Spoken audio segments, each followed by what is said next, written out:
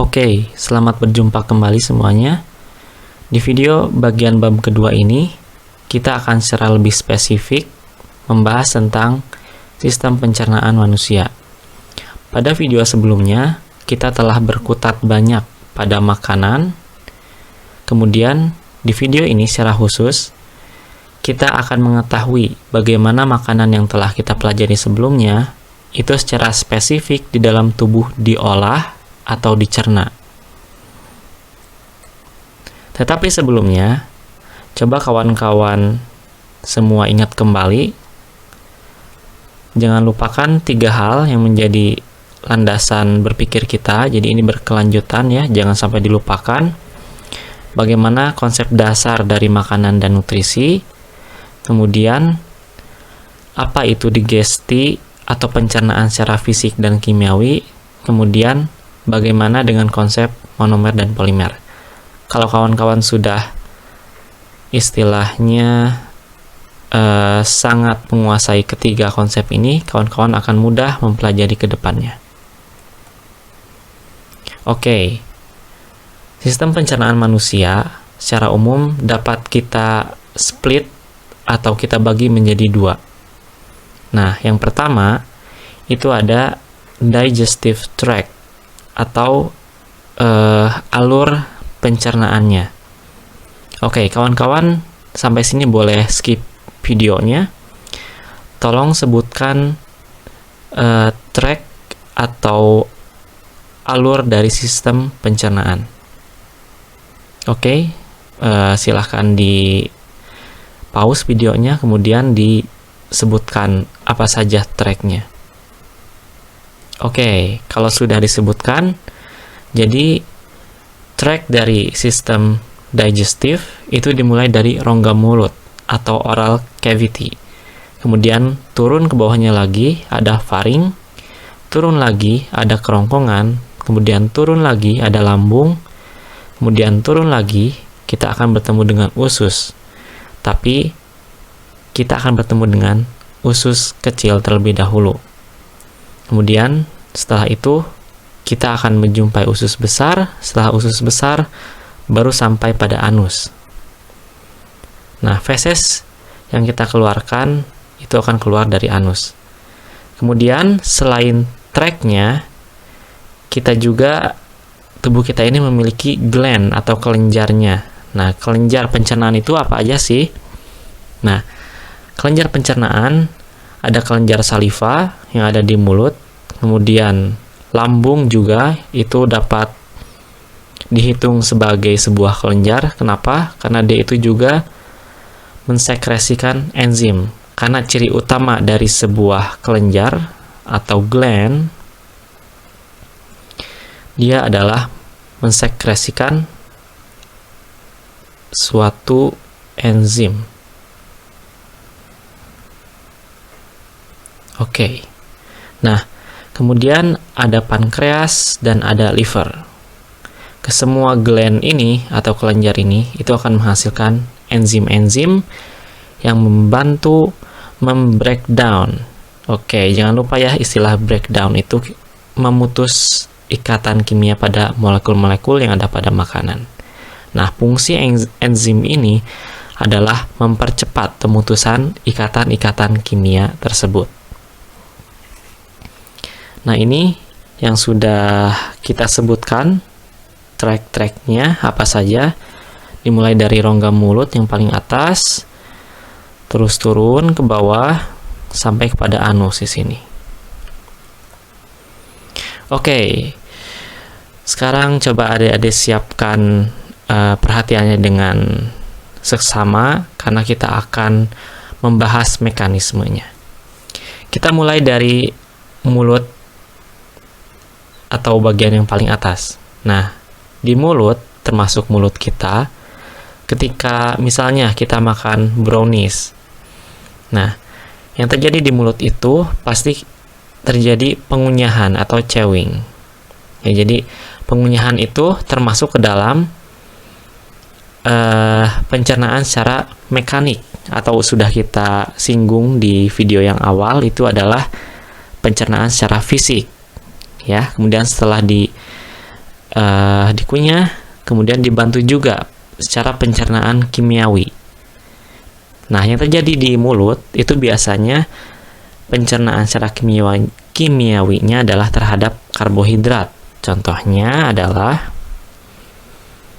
pencernaan untuk amilum. Jadi amilum ini adalah salah satu jenis dari karbohidrat yang nanti akan dipecah amilum ini menjadi lebih sederhana oleh enzim amilase. Oke. Jangan lupa akhiran dari sebuah enzim itu ase. Ya. Amil itu memecah amilum, ase itu menunjukkan sebuah enzim. Jadi ini adalah enzim yang memecah molekul amilum. Nah, kalau adik-adik sudah dikira lembut mengunyahnya, nanti adik-adik telan, kemudian akan masuk ke lambung. Oke, sebelum masuk, biasanya di esofagus di sini itu gerak mendorong makanannya. Makanan yang sudah dikunyah itu biasanya kita sebut sebagai bolus ya. Bolus. Nah, biasanya ini didorong ke bawah oleh gerakan peristaltis. Nah, kemudian kalau sudah masuk lambung si bolusnya atau makanan yang sudah kita kunyah itu tetap akan dicerna secara mekanik oleh pengkocokan atau pencampuran secara peristaltik. Lambung juga bergerak secara peristaltik ya. Kemudian propulsion itu pendorongan. Kemudian ada pencernaan secara kimiawi dari protein di sini. Pencernaan secara kimiawi oleh enzim-enzim yang ada di lambung.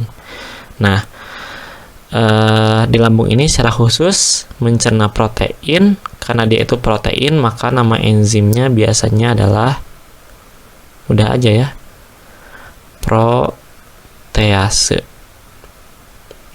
Enzim yang memecah protein.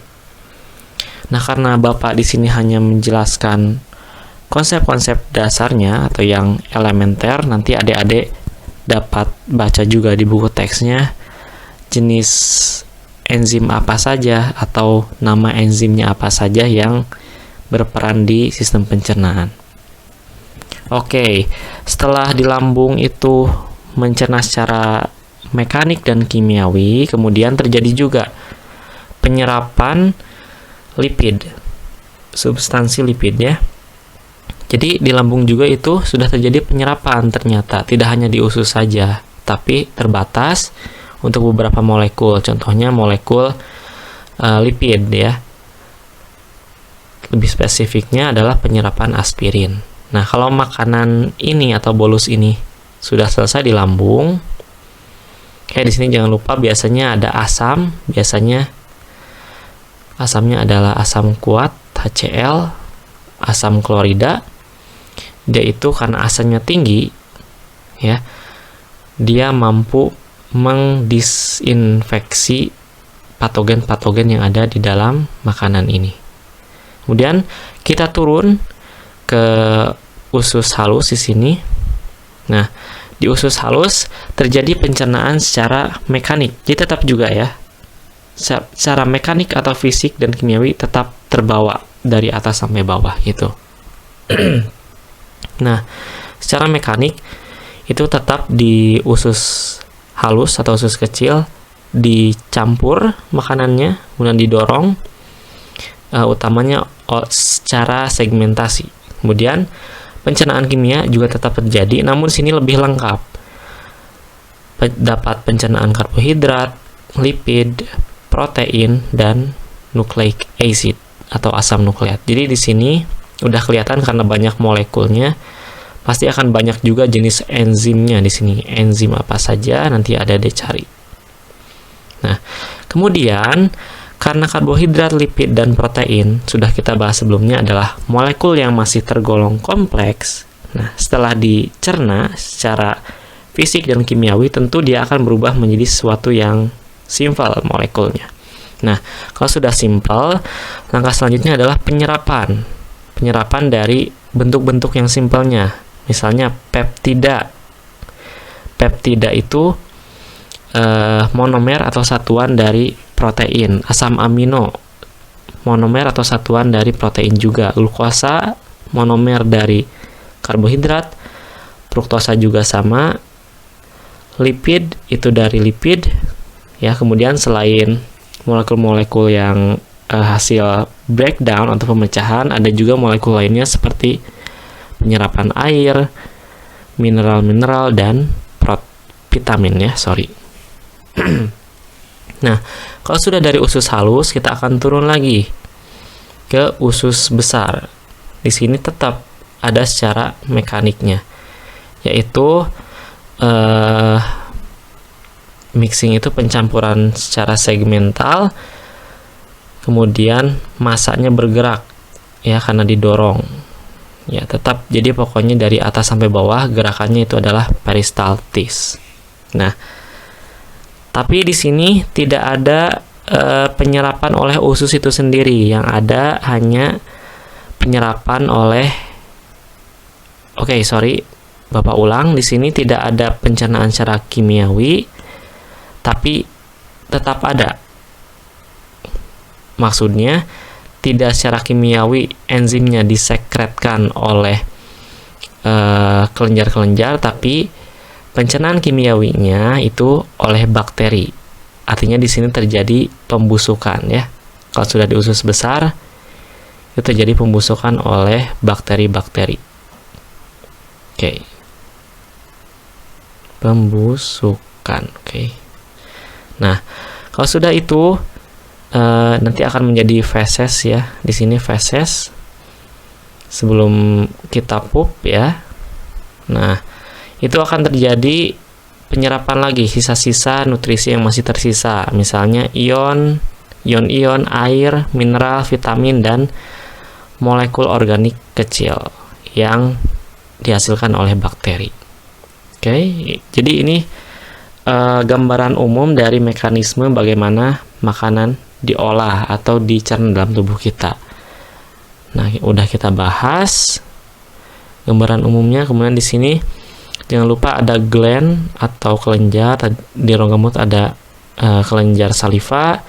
Kemudian ini ada liver atau hati di sini. Ini sebagai kelenjar juga. Kemudian ada gallbladder itu empedu ya. Kemudian ada pankreas. Jadi kesemuanya ini gland itu untuk mensekresikan enzim. Oke. Tadi sudah kita bahas gerak peristaltis itu terjadi dari atas sampai bawah. Dari mulai kerongkongan sampai dengan usus yang paling bawah itu usus besar.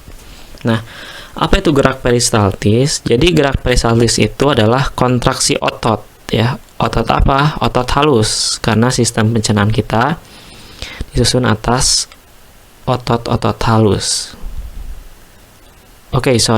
Bapak ralat, otot polos. Ya. Ini sudah dipelajari mungkin di bab-bab sebelumnya. Otot polos ini akan berkontraksi dari atas sampai ke bawah. Nah, kalau sudah sampai bawah, baru bisa berulang lagi dari atas sampai ke bawah. Pokoknya peristaltik itu berurut gitu ya. Kalau kontraksi mulai dari atas, akan turun ke bawah. Kalau sudah mencapai ujung, baru akan dimulai lagi dari atas. Nah, ini makanannya yang bulat ini, atau kita sebut sebagai bolus. Nah, bolus atau makanan yang sedang dicerna ini akan terdorong oleh gerak peristaltis. Ya, dari atas tuh, gambar pertama semakin turun ke bawah karena terdorong oleh kontraksi peristaltis, semakin turun ke bawah.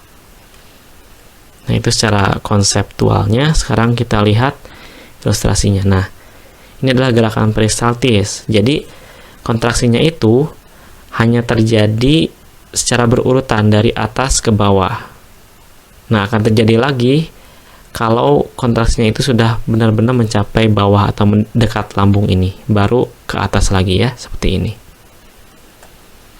Oke, sudah selesai bab 2 untuk membahas secara lebih spesifik mekanisme pencernaan dalam tubuh. Untuk bab 3 tentang kebutuhan dan keseimbangan energi akan dibahas di video lainnya. Sekian, terima kasih.